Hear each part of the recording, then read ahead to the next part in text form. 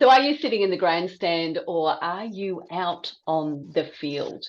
Becoming a grandmother or a great aunt is a pretty significant event in our life. It's where we're transitioning from one role as being a mother or an aunt and having the opportunity to then share on a different level our love, our wisdom, and the care for that child. And although I think the grandmother's role will change depending on culture and families, there's one thing that definitely remains the same, and that is the impact that grandmothers have on grandchildren's lives. Would you agree, Sal? Definitely, yes. Definitely. Okay. So, and I know that you're a participating grandmother. I am. You are. So, do you want to tell us a little bit about the fact that you actually have your grandchild living with you?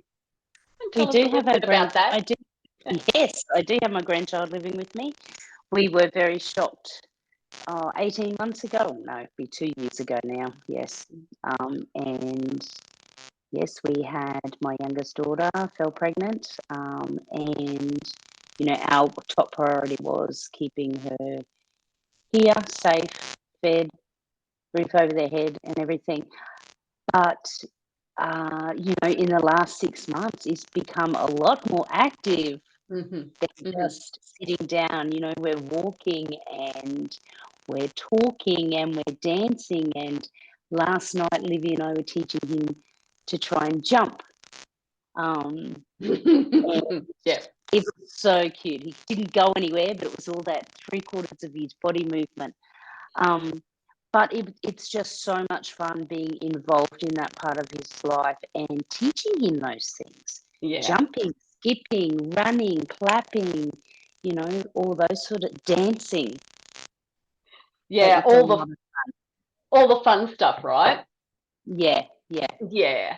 And here's the thing about being a grandmother, it goes far beyond like babysitting or spoiling your grandkids with treats. We have a really important role to play in the family dynamics because we're offering up support, guidance, a sense of continuity, I suppose, across the generations as well too. Yeah. And, the research actually shows that grandchildren who have close relationships with their grandparents have better social skills, higher self-esteem, and they have a stronger sense of identity. And, I can see that with young Landon as he's changing and growing that little bit more. I often hear him, when I'm working out in the studio and you're my coach, as an example, I hear him go, hey, and he's really watching and seeing what's going on.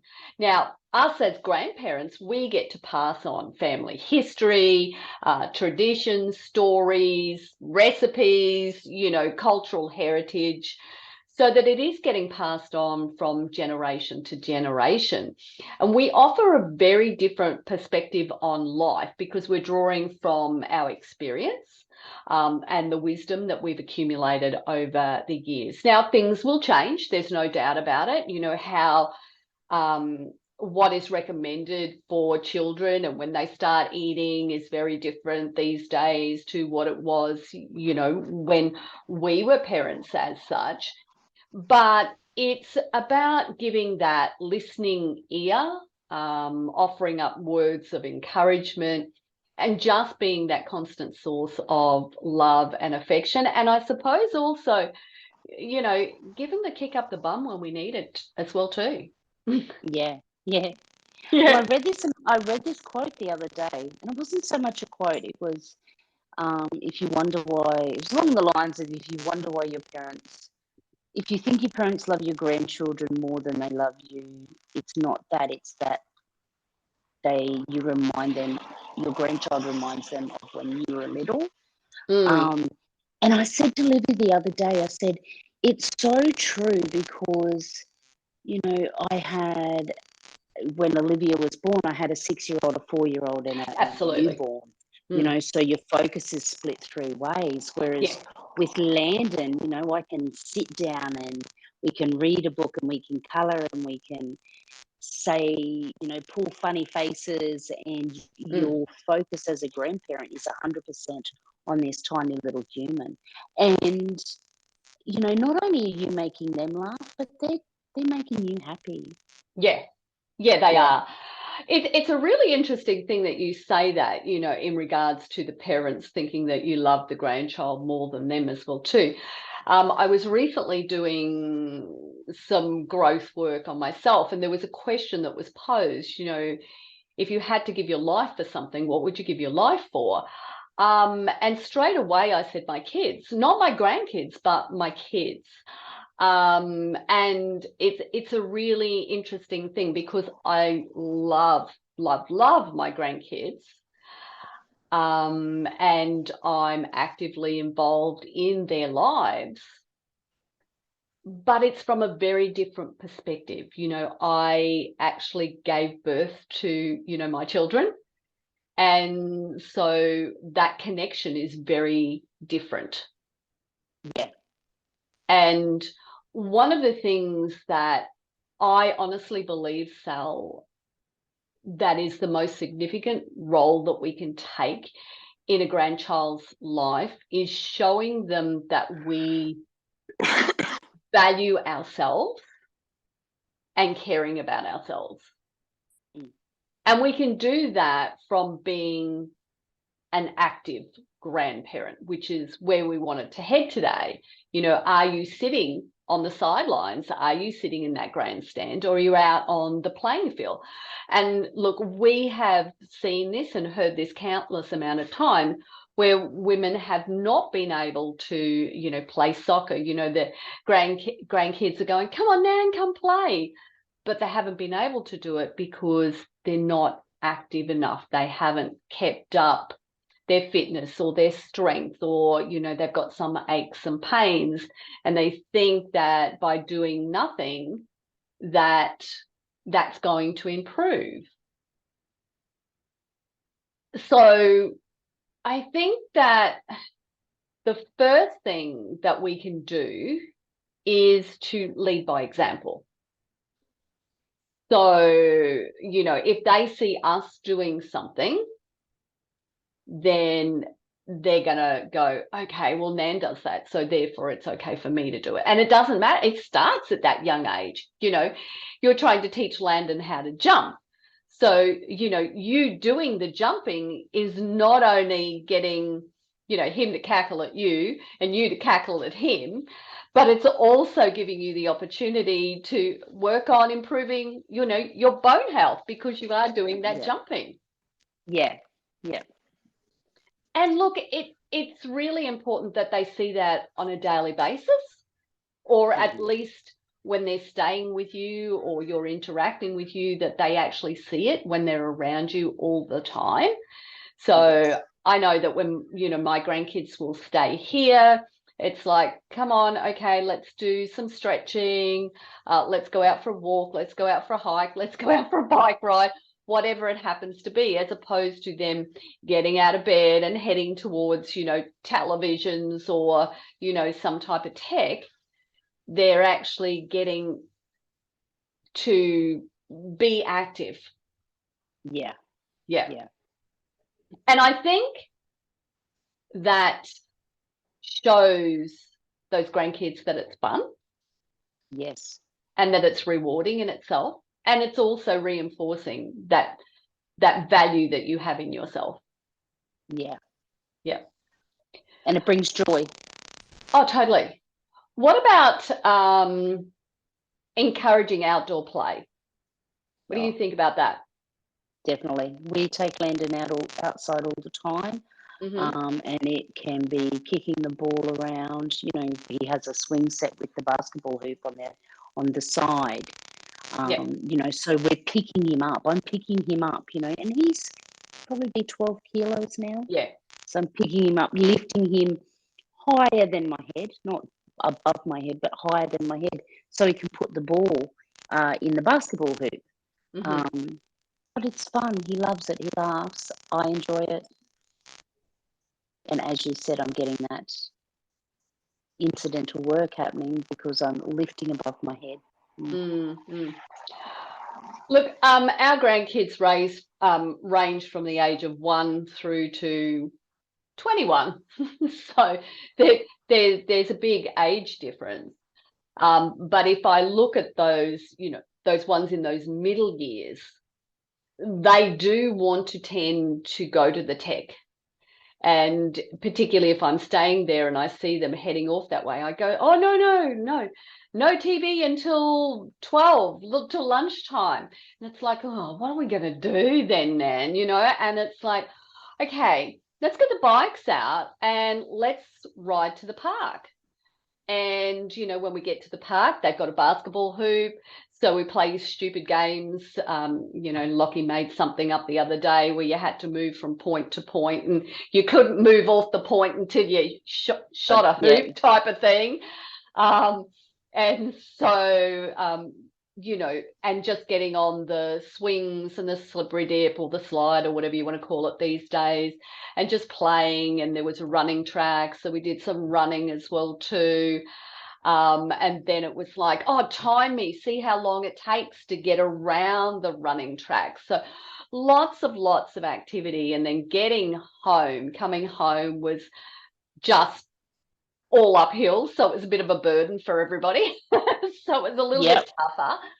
But what I think outdoor activity does is helps with creativity and imagination and gives you that sense of adventure, because where they live, it's all bushland.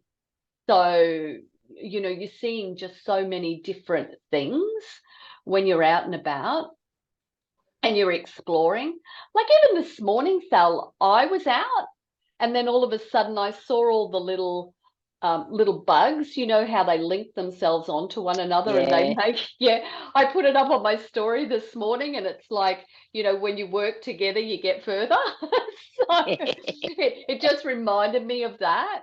But yeah, you just do experience and you get to see so many different things that remind you of how precious everything is in this world. Yes. And you talking about taking the kids to the park, and earlier on in our conversation, you talked about, the wisdom that we hand down to our grandkids and that sort of thing.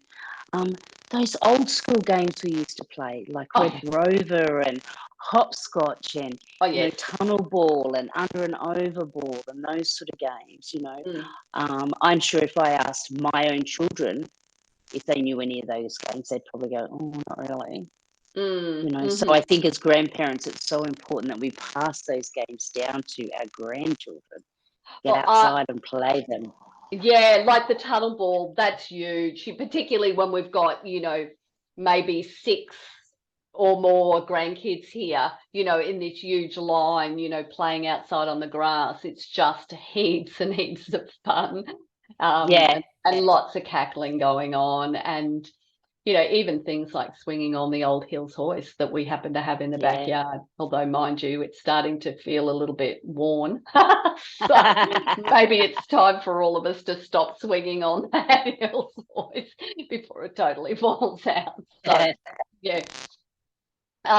And I love drawing up the hopscotch on the, the concrete driveway and everything like that and playing that. Or even just simply having a couple of points in the yard.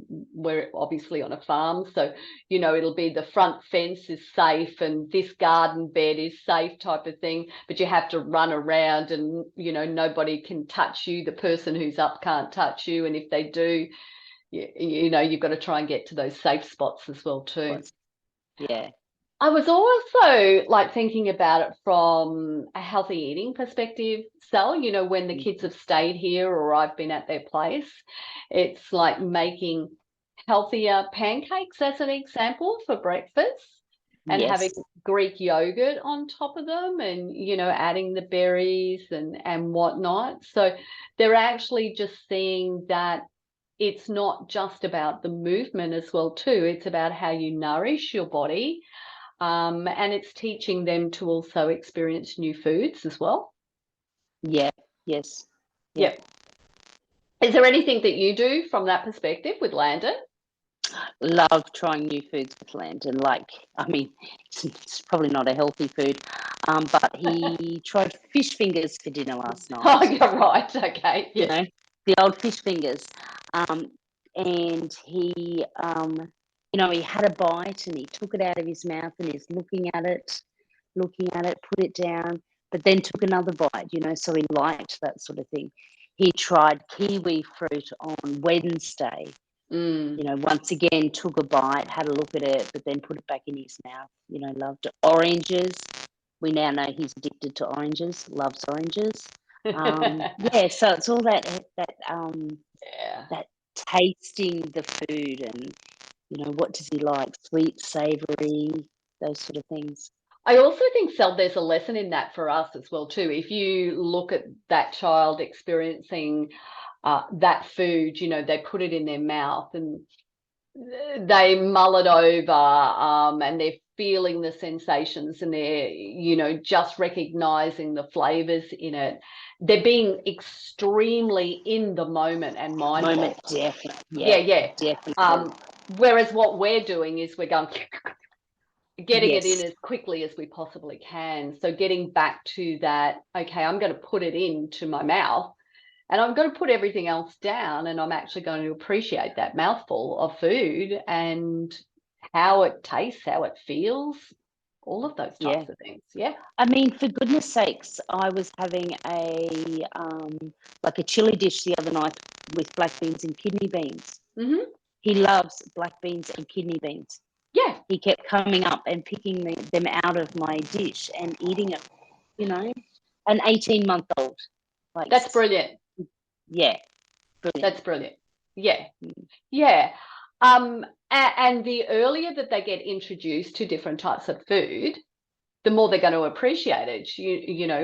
With Paul being Greek, most of these kids have experienced, olives and olive oil and lemon and all of those basic stable foods that they have all the time. And, they love that. That's like a treat, an olive, So, Yeah, yeah, yeah, it's yeah, that savory, salty taste that they really, really enjoy. I think the other thing that we can do is organize family activities that are more an active activity. And I'm thinking about for Mother's Day last year, what happened was Michael said to me, okay, Mum, we're going to come out and we're going to go hiking to the top of the mountain with you. Well, they've never done that before. And it was like, oh, that'll be great. But why do you want to do that? And it was like, well, it's what you enjoy doing. And so therefore we thought it would be a great activity to do with you. And it's not an easy thing for small kids to do. no, And we just had to take our time, but it was a great memory. And also the fact that, my dad's ashes are up the top there at a certain point and everything like that. So, we sat up there talking about, Poppy and the things that he used to do. And so it was great from a memory building perspective, but also celebrating how far that they had come from the bottom of the mountain to the top and just the things yeah, that they got to see and witness. Yeah. yeah, yeah. My nephew, oh goodness, he must have been about 10. It must have been his 10th birthday. And for his 10th birthday, he wanted a games day. So the whole Oh, nice. family was a games day around the corner in the park. And I think we had cricket, badminton, tennis, football, Yep.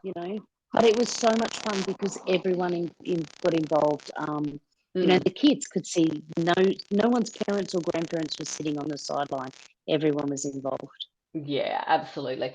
And I think the other thing, Sal, is that it develops a stronger and more positive mindset as well when you're being active. So one of the things that happened is when we went to the park, and then we had to come all the way up the hill from that. We got to the bottom of the street and I could see the looks on these kids' faces. And it was like, you know, do I have to go any further or not? And so we just did one step at a time. And I started talking about resilience and what that meant, you know, because they are, you know, 11 and 9. So I think they're old enough to understand that it's about digging deep. And going, okay, we'll get to the next fence post and then we'll get to the next fence post type of thing. And it's setting those smallest achievable steps. And with doing that, they get to build a stronger belief in themselves as they're doing it. Yeah, yeah.